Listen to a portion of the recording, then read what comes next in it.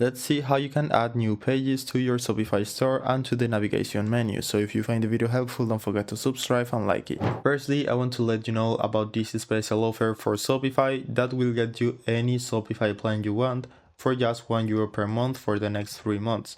So you can choose any plan. So in my case, I have chosen the most expensive one, which normally it will be almost €400 per month.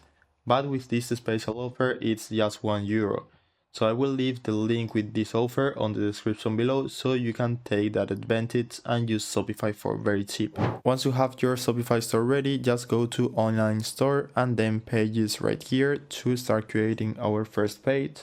So click this button right here. And for this case, I'm going to create a test page about us. For example, just click on save. Make sure the visibility of this page is visible, and then you can put in any content you want. You can also set when you want this page to become visible to the public, so you can select a specific date right here. So in case you want to do a special release or something, then click on save, and you just need to go to content and menus. So this way you can add your page to the navigation menu. So there are different type of menus. There is the main one, the footer, and the customer account main menu. So if you go to online store and then edit theme, you should find something like this where you can see, for example, if you click the header or the menu you want to edit, you will see the type of menu this is using. So for example, if you want to change the navigation menu and you click this thing right here, you will see that this is the main menu.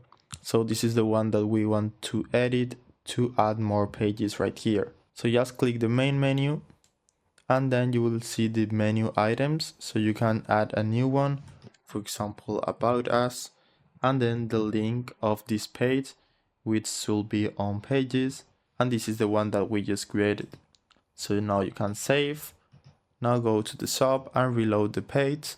And there we got it. So that's it. In my case, it doesn't have any content because I didn't include anything there. But you just need to edit the page to include whatever you want. I hope it was helpful and thanks for watching.